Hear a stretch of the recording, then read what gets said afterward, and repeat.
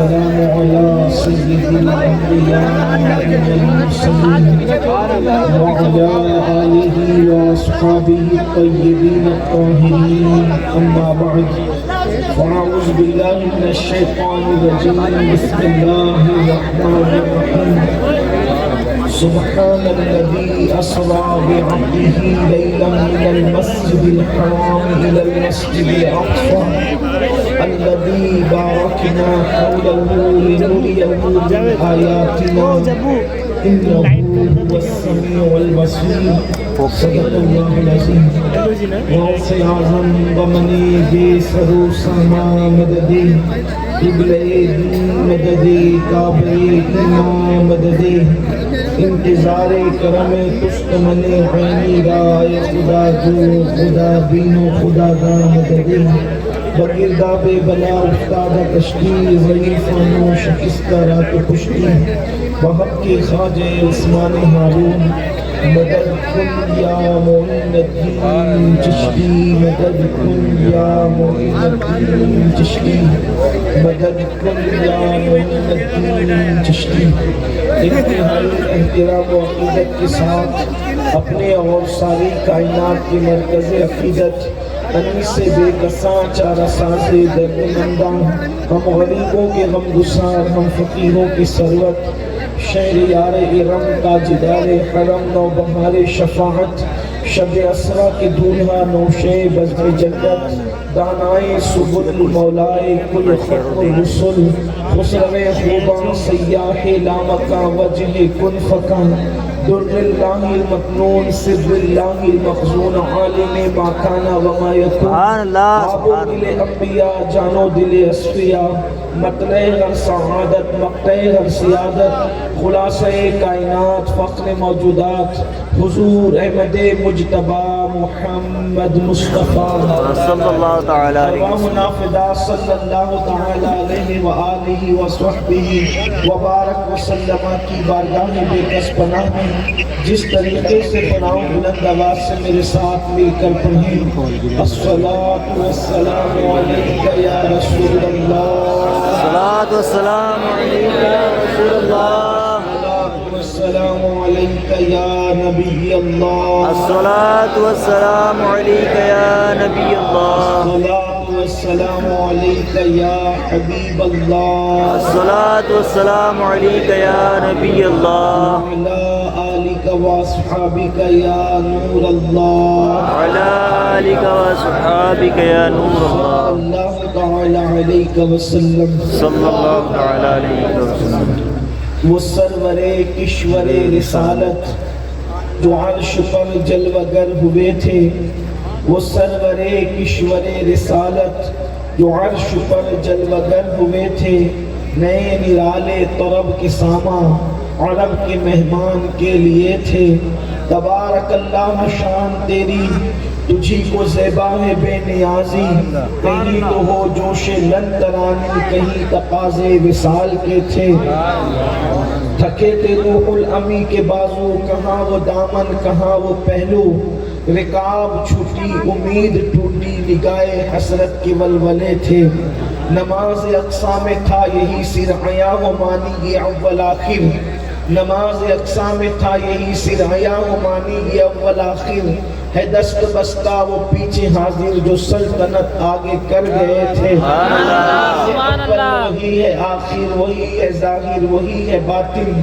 اسی کے جلوے اسی سے ملنے اسی سے اس کی طرف گئے تھے امکان کے جھوٹے نقطوں تم اول آخر کے پھیر میں ہو کمال امکان کے جھوٹے نقطوں تم اول آخر کے پھیر میں ہو محیط کی چال سے تو پوچھو کدھر سے آئے کدھر گئے تھے آج کی یہ محفل اصلاح عقائد و اعمال کے حوالے سے انعقاد پذیر ہے اللہ کی بارگاہ میں دعا ہے اللہ تبارک و تعالی اپنے حبیب مصطفیٰ کریم رؤوف الرحیم صلی اللہ علیہ وآلہ وصحبہ وبارک وسلم کے صدقہ و طفیل ہم سب کی حاضری کو قبول فرمائے اصل گفتگو اور اصل خطاب انشاءاللہ آپ کو امیر محترم قائد محترم حضرت اللہ مولانا حافظ و قاری محمد شاکر علی نوری صاحب قبلہ سے سماعت کرنا ہے۔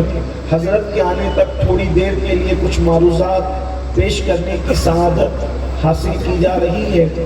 جس آیے کریمہ کی تلاوت کی ہے، اللہ تبارک و تعالیٰ اس کے متعلق مجھے حق کہنے اور آپ سب کو حق سن کر اس پر عمل کرنے اور اسے عام کرنے کی توفیق عطا فرمائے۔ ابھی ایک شب پہلے، ایک رات پہلے، آج کی رات اور اس سے پہلے کی رات سے ایک رات پہلے پوری دنیا کے اندر اہل اسلام، اہل ایمان نے معراج مصطفیٰ صلی اللہ علیہ وآلہ وسلم منایا۔ لوگوں نے نمازوں کا اہتمام کیا ہوگا، قرآن خوانی کا اہتمام کیا ہوگا، درود خوانی کا اہتمام کیا ہوگا۔ آپ محسوس کرتے ہیں کہ یہ معراج کیا چیز ہے، معراج مصطفیٰ صلی اللہ علیہ وآلہ وسلم کیا چیز ہے۔ یاد رکھیے، اللہ تبارک و تعالیٰ نے یہ جو شان معراج النبی صلی اللہ علیہ وآلہ وسلم ہم جو مناتے ہیں، یہ جو شان اپنے محبوب ہمارے پیارے آقا مصطفیٰ جان رحمت صلی اللہ علیہ وآلہ وسلم کو عطا فرمائی، یہ شان اللہ نے کسی نبی کو عطا نہیں فرمائی۔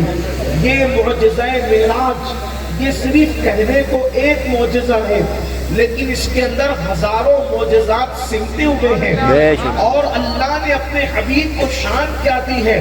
آپ اندازہ کریے، ہم کلمہ پڑھتے ہیں، لیکن کلمہ پڑھ کر پوری دنیا کے اندر مسلم امہ اس لیے رسوا ہے، کلمہ پڑھ کر پوری دنیا کے اندر مسلم امہ ذلیل اس لیے ہے، پوری دنیا کے اندر کلمہ پڑھ کر پوری مسلم امہ اللہ اکبر، بلکہ امت کی اکثریت جو ہے اس لیے جو ہے بے چین اور بے قرار ہے۔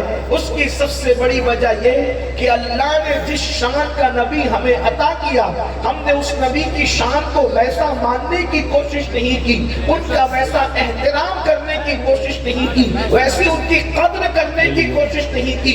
اے میری قوم کے جوانوں، اندازہ تو لگاؤ کہ اللہ تبارک و تعالیٰ نے اپنے محبوب صلی اللہ علیہ وآلہ وسلم، ہم سب کے آقا و مولا محمد رسول اللہ صلی اللہ علیہ وآلہ وسلم کو شان کیا عطا فرمائی۔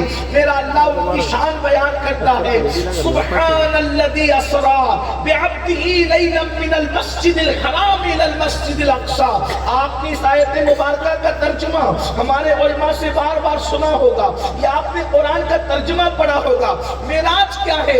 اللہ اکبر، فرشتوں کو بھیجا جاتا ہے اور بھیج کر کے آسمانوں پر بلایا جاتا ہے، آسمانوں کی سیر کرائی جاتی ہے، حتیٰ کہ ساتوں آسمان کے بھی اوپر سدرۃ المنتہا پر لے جایا جاتا ہے، سدرہ کے بھی اوپر عرش اعظم پر لے جایا جاتا ہے، اور پھر لامکاں پر لے جا کر اللہ رب العزت کا دیدار کرایا جاتا ہے۔ یہ شان اللہ نے کسی کو عطا نہیں کی۔ اب اگر آپ کا ذہن حاضر ہے تو تھوڑی دیر میں اپنی نئی نسل کے سامنے مقدمہ معراج رکھنا چاہتا ہوں عظمت رسالت کے حوالے سے۔ اے میری قوم کے جوانوں، اچھی طرح یاد رکھنا، اس قوم کے اندر جب تک محبت رسول، الفت رسول، عظمت رسول، رسول اکرم صلی اللہ علیہ وآلہ وسلم کا وہ احترام جو صحابہ کرام نے کیا، جو قرآن مقدس نے حکم دیا، جب تک کہ وہ چیز ہمارے دلوں میں پیدا نہیں ہوگی، ہم اس وقت تک کامیاب نہیں ہو سکتے۔ مسلم امہ کی سب سے بڑی طاقت محبت رسول ہے، عشق رسول ہے، رسول اللہ سے نسبتیں ہیں۔ یاد رکھیے، اتنا عظیم رسول کہ اللہ اکبر، جن کو میرا اللہ بلائے آسمانوں پر، ذرا اندازہ تو کرو، موسیٰ علیہ السلام خود جاتے ہیں اور دور پر جانے کے بعد ایک دن دو دن کا قیام نہیں کرتے۔ یہ صحیح حدیثوں میں موجود ہے، آپ تفسیریں اٹھا کر کے پڑھیں، آپ کو پتہ چلے گا۔ سورہ طٰہٰ کی تفسیر آپ اٹھا کر پڑھیں، آپ کو پتہ چلے گا۔ حضرت موسیٰ علیہ السلام جو ہے، اللہ اکبر، دور پر خود چل کر جاتے ہیں، 40 رات تک اعتکاف کرتے ہیں، 40 دن تک عبادت کرتے ہیں، اور 40 دن اور 40 راتیں اعتکاف کر کے پھر اللہ کی بارگاہ میں کہتے ہیں، رب ارنی، اے اللہ میں تجھے دیکھنا چاہتا ہوں۔ آپ غور فرمائیں، کہاں وہ موسیٰ علیہ السلام کے جانا اور اس کے بعد 40 راتیں جنگل میں رکنا، 40 رات تک ایک جنگل میں رکنا، 40 رات تک کے جنگل میں قیام کرنا، اپنے بیوی کو چھوڑ کر، گھر والوں کو چھوڑ کر، پوری قوم کو چھوڑ کر رات و دن عبادت کرنا، اور پھر سوال کون سا؟ رب ارنی انظر الیک، اے اللہ میں تجھے دیکھنا چاہتا ہوں، ذرا اپنا آپ دکھا۔ اتنی عبادتوں کے بعد موسیٰ جیسے کلیم کو ندا آتی ہے، لن ترانی، تم نہیں دیکھ سکتے، اور یہ تمہارے میرے نبی کی شان ہے، میرے نبی سو رہے ہیں اور جبریل کو بھیج کر ہمارے مشتاق ہیں۔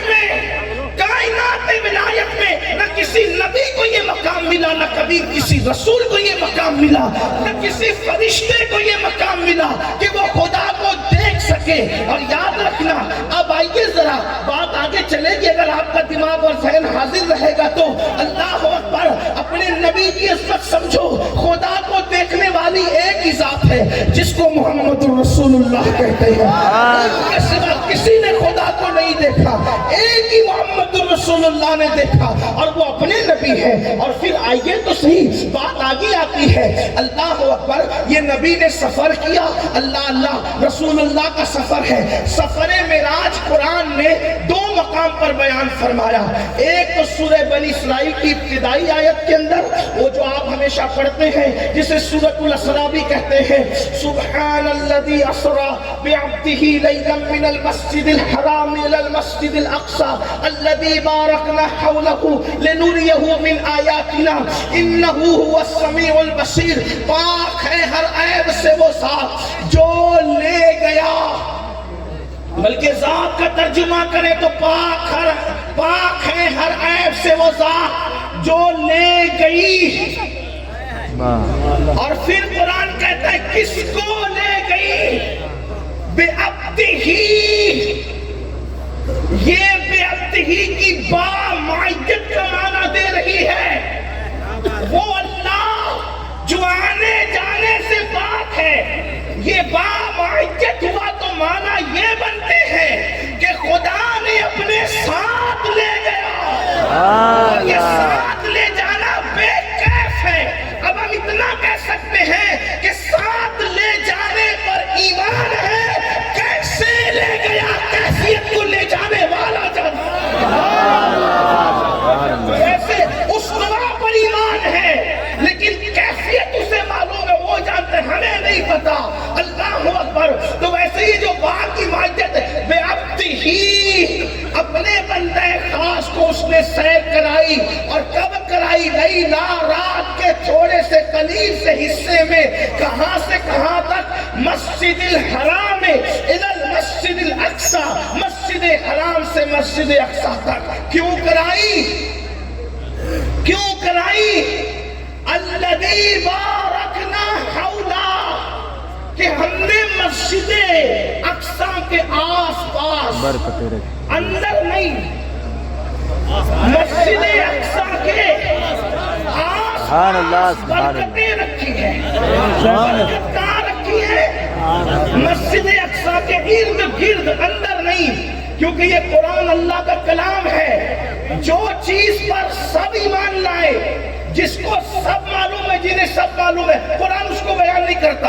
بھئی مسجد کے اندر تو برکت رہتی ہے، سبحان اللہ، سب کا عقیدہ ہے مسجد میں برکت رہتی ہے، تو مسجد میں برکت ہے، قرآن بیان کرتا تو یہ تو سب کو معلوم ہے، لیکن جو نہیں معلوم تھا وہ بیان کیا۔ الذی بارکنا حولہ، مسجد اقصیٰ کے آس پاس برکتیں ہیں۔ امام راضی لکھتے ہیں یہ برکتیں کیا ہیں؟ تو وہ برکتیں انبیاء کے مزارات ہیں، جسے قرآن برکت کی جگہ کہتا ہے۔ تو میرے نوجوانوں، یہود و نصارہ کے بہکاوے میں آ کر انبیاء اور اولیاء کے مزارات کو مٹی کا ڈھیر مت کہنا۔ قرآن انہیں الذی بارکنا حولہ کہنا۔ قرآن جسے برکت کہے وہ مٹی کا ڈھیر نہیں ہو سکتا۔ اللہ فرماتے ہیں ہم نے برکت رکھی۔ امام راضی کو اٹھا کر کے دیکھ لے، امام فخر الدین رازی نے تفسیر کبیر میں لکھا کہ بارکنا حولہ سے مراد جو ہے وہ انبیاء اور اللہ کے محبوب مقبول بندوں کے مزارات ہیں۔ پھر اللہ فرماتا ہے کہ وہ مزارات تو ہیں، وہ برکتیں تو ہیں، لِنُرِيَهُ من آیاتنا، اس لیے وہاں لے گئے تاکہ ہم ان کو اپنی نشانیاں دکھائیں۔ اب وہ نشانیاں کیا تھی وہ آگے بیان کی جائے گی۔ اور پھر قرآن کہتا ہے اِنَّهُ هُوَ السَّمِيعُ الْبَصِيرُ، کہ بے شک وہ ہے دیکھنے والا اور سننے والا، وہ ہے سننے والا اور دیکھنے والا۔ یہاں ہو کی ضمیر ہمارے علماء فرماتے ہیں ذات باری کی طرف بھی لوٹ رہی ہے اور اس کی عطا سے اس کے محبوب کی طرف بھی لوٹ رہی ہے۔ تو یہ جو لیلا فرمایا کہ رات میں سیر کرائی، یہ جو رات میں سیر کرائی جو فرمایا، تو کسی کو شبہ نہ ہو جائے کہ رات میں نبی نے دیکھا کیا، اور وہ بھی 27ویں رجب کو، چونکہ 27ویں کو تو رات میں چاند بھی نہیں رہتا، رات ہے دن میں سورج نہیں، 27ویں ایک چاند نہیں، تو قرآن نے آگے کہہ دیا اِنَّهُ هُوَ السَّمِيعُ الْبَصِيرُ، ارے وہ میرا محبوب دیکھنے والا بھی ہے سننے والا بھی ہے۔ نہ دیکھنے کے لیے اجالے کی ضرورت ہے، نہ سورج کی ضرورت ہے، نہ چاند کی ضرورت ہے، اس لیے کہ آنکھیں وہ بھی ہے جو اجالے میں بھی دیکھتی ہے اور اندھیرے میں بھی دیکھتی ہے۔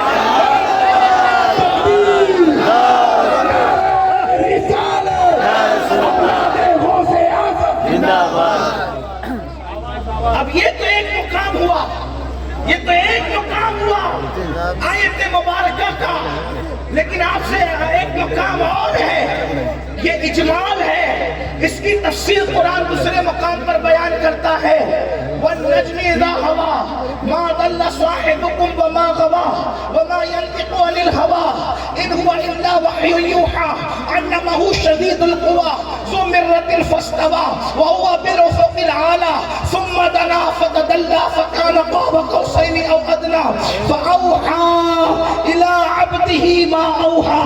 یہ اس کی تفصیل آ رہی ہے، لیکن ایک بات میں آپ سے پوچھتا ہوں، ابھی اس پہ کوئی تفصیلہ کرنے سے پہلے اے میری قوم کے جوانوں، میں آپ سے پوچھتا ہوں، آپ دیکھیے سفر آپ بھی کرتے ہیں، سفر ہم بھی کرتے ہیں، اور سفر ہو رہا ہے، قیامت تک ہوتا رہے گا، سفر جاری رہے گا۔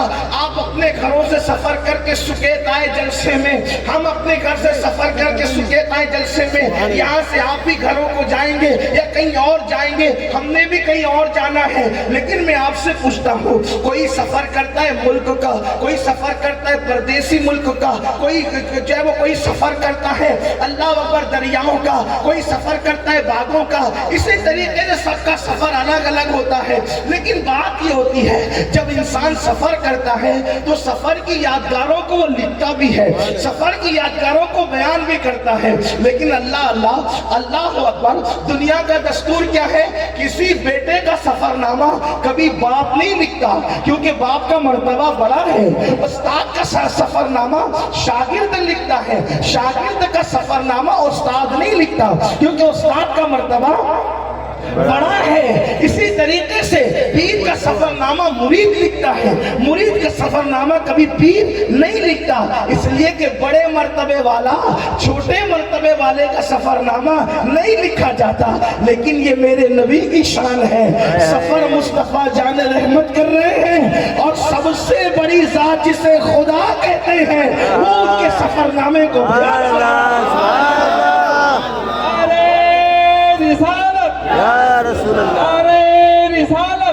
رسول اللہ. حضور کا سفر قرآن نے بیان کیا. اور اللہ اکبر، حضور کا جو سفر قرآن نے بیان کیا، ایک جگہ اجمال سے بیان کیا، دوسری جگہ تفصیل سے بیان کیا. اور اس کے بعد نبی کہاں تک گئے؟ ایک مقام پر تو فرمایا، یہاں آ کر کچھ نوجوان ہمارے اسکول کالج پڑھنے والے، یونیورسٹی پڑھنے والے تھوڑا سا جنبل میں ہو جاتے ہیں کہ کنفیوز ہو جاتے ہیں. حضرت وہاں تو اللہ نے فرمایا کہ مسجد حرام سے مسجد اقصیٰ تک گئے، لیکن آپ لوگ کہتے ہیں کہ خدا کا دیدار کیا، اس کی دلیل کیا؟ میں کہتا ہوں میرے عزیز، قرآن کہنا ہے ثم دنا فتدلا فکان قاب قوسین او ادنا. یہ قاب قوسین کہاں ہے؟ یہ کس کے لیے ہے؟ کس کے لیے بات ہو رہی ہے؟ حالانکہ اس کے بارے میں مفسرین جو ہے 3 قول بیان کرتے ہیں. کہا کہ اس کی ضمیر جو ہے وہ جبریل کی طرف لوٹتی ہے، کوئی کہتا ہے اس کی ضمیر جو ہے وہ اللہ کی طرف لوٹتی ہے، بعض لوگ کہتے ہیں بعض ضمیریں جبریل کی طرف لوٹ رہی ہے، بعض ضمیریں جو ہے وہ اللہ کی طرف لوٹ رہی ہے. میں کہتا ہوں کہ اس قدر محنت کرنے کی ضرورت کیا ہے؟ آسان سی بات ہے، سارے ضمائر اگر اللہ کی طرف لوٹے تو بات کیا بنتی ہے؟ دیکھو قرآن کہتا ہے وَالنَّجْمِ إِذَا هَوَىٰ، اس سے تو حضور مراد ہے. وَالنَّجْمِ إِذَا هَوَىٰ مَا ضَلَّ صَاحِبُكُمْ وَمَا غَوَىٰ، یہ بھی واضح طور پہ حضور کے لیے ہے کہ وہ چمکتے تارے محمد کی قسم جب وہ معراج سے اترے اور تمہارے صاحب کبھی بھٹکے نہیں، کبھی گمراہ نہیں ہوئے. اب یہاں سے جب حضور کے بات ہونے کے بعد اب اللہ کی بات ہو رہی ہے. کیا بات ہو رہی ہے؟ علمہ شدید القویٰ، کہ بے شک وہ اللہ ہے جو قوت والا ہے. تو بولو اللہ قوت والا تو ہے نا. علمہ شدید القویٰ ذو مرۃ فاستویٰ، اور پھر اس نے استوا فرمایا. اور اس کی تشریح ایک مقام پہ قرآن کہتا ہے الرحمن علی العرش استویٰ. استوا کرنا تو جو ہے اللہ اکبر دوسری آیتوں سے بھی ثابت ہے، اس سے بھی مراد خدا کی ذات ہے. اور پھر اس کے بعد کیا کہا؟ ثم دنا فتدلا فکان قاب قوسین او ادنا، اور وہ جلوہ قریب ہوا اور قریب ہوا، قریب ہوا اور قریب ہوا. تو اس سے لوگ کہتے ہیں کہ اس سے مراد جبریل ہے، جبریل حضور کے قریب ہوئے. میں نے کہا اللہ کے بندو، اگر بادشاہ کسی وزیر کو دیکھ لے تو یہ بھی کوئی معراج ہوتی ہے؟ بادشاہ کا وزیر کو دیکھنا بھی کوئی معراج ہوتی ہے؟ جبریل تو خادم بھی ہے، وزیر بھی ہے، اس لیے کہ معراج کی ابتدائی ہو رہی ہے، رسول اللہ سو رہے ہیں تو جبریل کا حکم ہوتا ہے میرے محبوب کے قدموں پہ اپنا سر رکھ کر ان کو جگا، تاکہ لوگوں کو پتا چلے جہاں سے جبریل کی پیشانی کے مقام کی انتہا ہوتی ہے وہاں سے محمد کے تلووں کی ابتدا ہوتی ہے.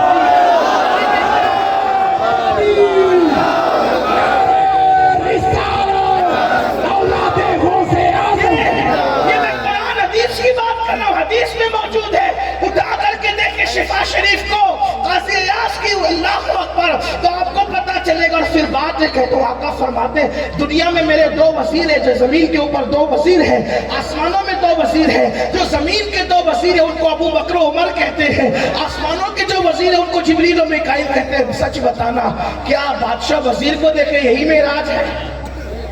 دل کتنے چھوٹے ہیں لوگوں کے نبی کے لیے. ثم دنا فتدلا فکان قاب قوسین او ادنا، وہ جلوہ قریب ہوا اور قریب ہوا. تو کون قریب ہوا؟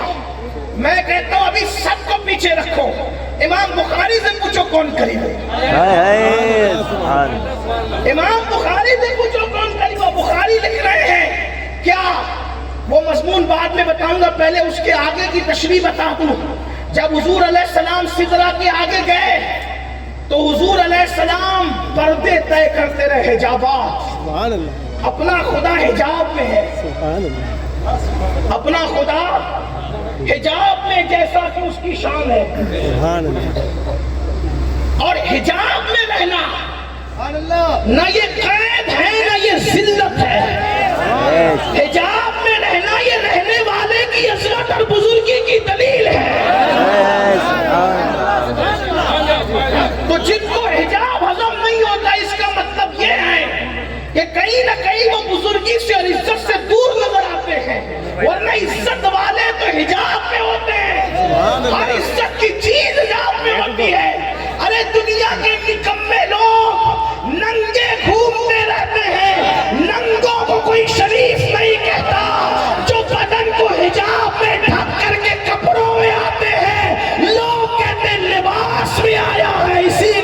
اندر شرافت کو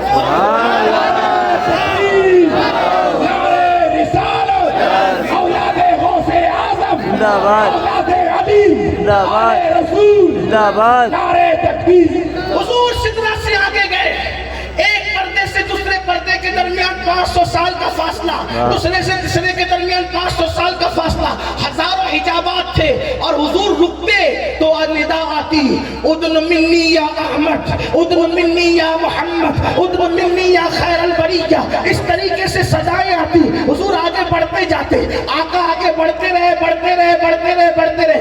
اب امام بخاری لکھتے ہیں ثم دنا فتدلا فکان قاب قوسین او ادنا، وہ کون تھا جو قریب ہوا؟ تو اس وقت ندا آتی ہے قیف یا محمد، سبحان اللہ، ندا آتی قیف یا محمد، اے میرے محمد اب رکیے، دنل جبار رب العزہ، اب تمہارا رب جبار خود تمہارے قریب آتا ہے، ان ربک یصلی، اور تم پر درود بھیجتے ہوئے تمہارے قریب آتا ہے۔ سبحان اللہ، سبحان اللہ، حضور کے قریب ہوا وہ چلتا، حضور کے قریب ہوا وہ جلوہ، جیسا کہ اس کی شان ہے۔ لیکن یہاں پر ایک بات عرض کروں، اللہ اکبر، تو میرے آقا نے اللہ کو دیکھا اور اپنے ماتھے کی آنکھوں سے دیکھا، چشمے سر سے دیکھا، سر کی آنکھوں سے دیکھا، اور حضور نے فرمایا، مسلم شریف کی حدیث ہے، مسلم شریف کی حدیث ہے، انی رأیت ربی، کہ میں نے اپنے رب کو دیکھا۔ امام حسن بصری اللہ کی قسم اٹھا کے کہتے تھے کہ حضور نے اللہ کو دیکھا، اور میرے امام اہل سنت کہتے ہیں کس کو دیکھا یہ موسیٰ سے پوچھے کوئی، آنکھوں والوں کی ہمت میں لاکھوں سلام۔ سبحان اللہ، بتاؤ میرے جوانوں، تو میں عرض یہ کر رہا تھا، توجہ کرنا، بعض لوگ کہتے ہیں کہ مولانا اللہ تو مسجد اقصی تک کا ذکر کر رہا ہے، اچھا میں نے تو اللہ کا دیدار کے بارے میں بھی حدیث میں قرآن میں بتایا آپ کو، لیکن یہ دو باتیں بظاہر کیسے ہو گئی؟ توجہ کیجئے، ایک مقام پہ قرآن کہتا ہے کہاں تک پہنچے؟ مسجدیں، اور ایک مقام پہ کیا کہتا ہے؟ کعبہ قوسین او ادنا۔ ایسا کیوں ہوا؟ اب اس کو سمجھو، آپ کے گاؤں کا نام کیا ہے؟ بولو بھائی، سکیت، سکیت کے کسی محلے کا نام بتاؤ، کوئی محلے کا بتا دو۔ نیا پورا، چلے پہلی آواز نئے پورے کی آئی۔ سکیت میں ایک محلہ ہے جس کا نام ہے نوا پورا، نیا پورا۔ نیا پورا کا کوئی بندہ عمرہ کرنے کے لیے اپنے گھر سے نکلا، دوسرے محلے کا نام بتاؤ۔ ظلمی روڈ، نواپورہ سے بندہ عمرہ کرنے کے لیے نکلا، ظلمی روڈ پہنچا، توجہ کرنا، دھیان دینا، نواپورہ سے عمرے کی نیت سے نکلا، ظلمی روڈ پہنچا، لوگوں نے بھیڑ دیکھی، پھول ہار ایک کے گلے میں دیکھے، اور پوچھا کون؟ کہا عبداللہ۔ کہاں کا ارادہ؟ عمرہ کا ہے، کہاں کا؟ یہ نواپورہ کا۔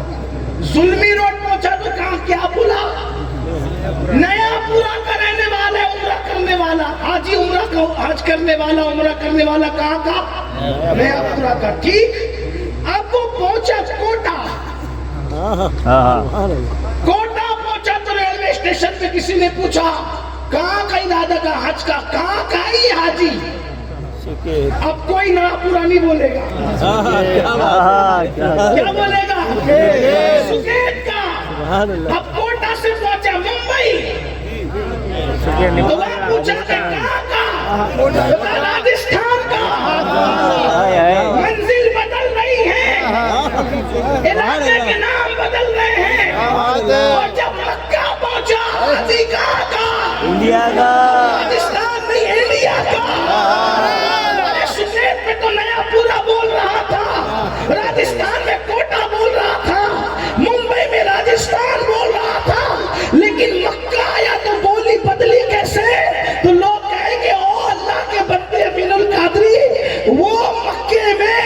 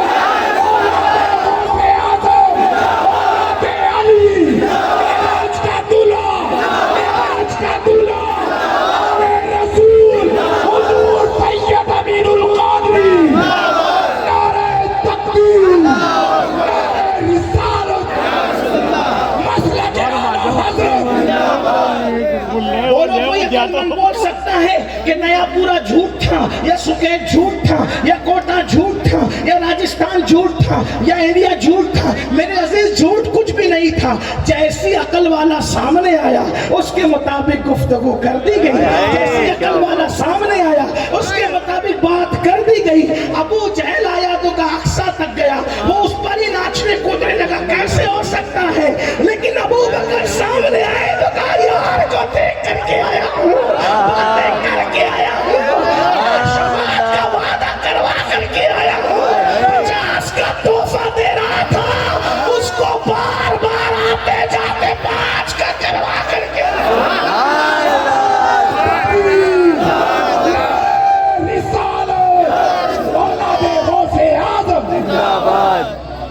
اسی کو میرے امام کہتے سم دنا، اس کی تشریح کرتے قصر دنا تک کس کی رسائی، جاتے یہ ہے آتے یہ ہے، جاتے یہ ہے آتے یہ ہے. تو اللہ اکبر، یہ اپنے نبی کی شان. لیکن اب بتاؤ مسلمانوں، اللہ ان کو یہ شان عطا کرے، اللہ ان کو یہ مقام عطا کرے، اللہ ان کو یہ مرتبے عطا کرے، اور آپ امتی ہو کر کے ان کا مقام نہ پہچانو، ان کا مرتبہ نہ پہچانو، ان کی عظمت نہ پہچانو، تو بولو عذاب آئے گا کہ نہیں آئے گا؟ آپ کو میں بتاؤں دنیا میں عذاب کیوں آتا ہے. آپ پوری دنیا کی تاریخ اٹھا کر پڑھ لیں، قوم نوح سے لے کر کے قوم عیسیٰ تک، یا آج تک کے حالات آپ تاریخ میں پڑھ لیں.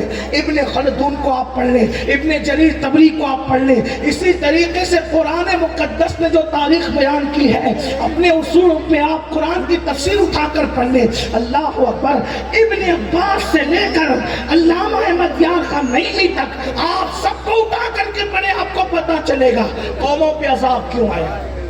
میں آپ کی توجہ چاہیے، شرک کرنے پہ عذاب نہیں ہے.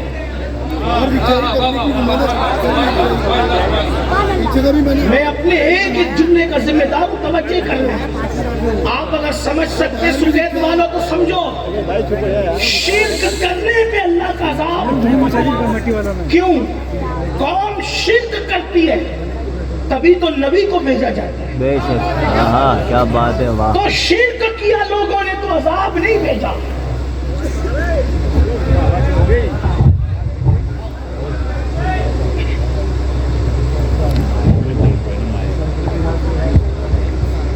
شرک کیا قوم نے تو عذاب نہیں بھیجا بلکہ نبی کو بھیجا.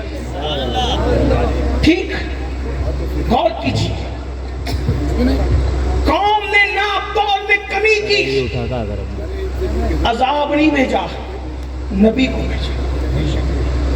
قوم نے بدکاری کی، مرد نے مردوں کے ساتھ، عورتوں نے عورتوں کے ساتھ، عذاب نہیں بھیجا، نبی کو بھیجا.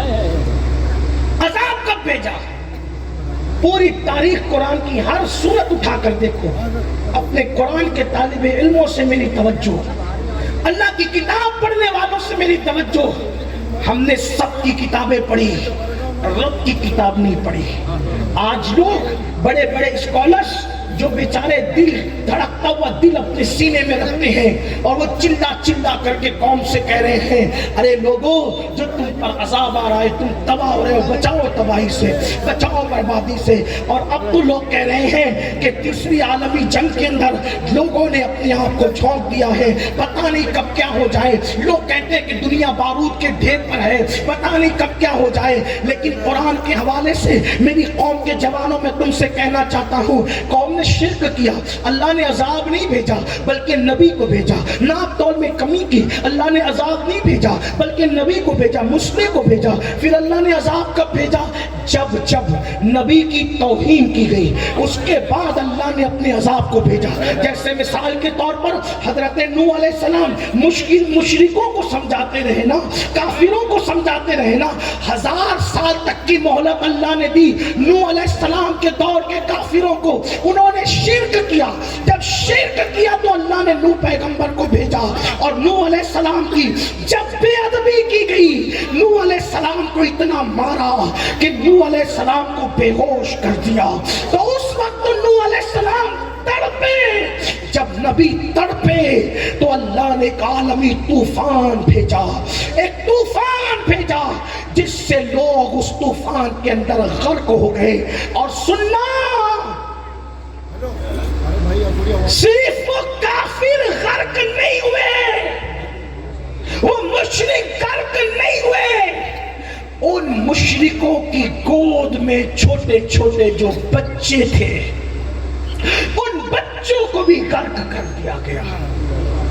ابن جریر لکھتے ہیں ایک عورت کے سر پر اس نے اپنا بچہ بٹھا رکھا تھا، پہلے گود میں لیا، پھر کندھے پہ لیا، پھر سر پہ لیا، لیکن پھر یہ ہوا کہ جب سر پہ ماں نے بچہ بٹھایا تو ایک لہر، ایک موج اٹھی اور اس موج نے اس ماں کو بھی اور اس بچے کو بھی غرق کر دیا۔ اگرچہ اس کی سند پر ذوف کا حکم ہے، لیکن اللہ اکبر، میں صرف جو ہے اصلاح کی خاطر پیش کر رہا ہوں۔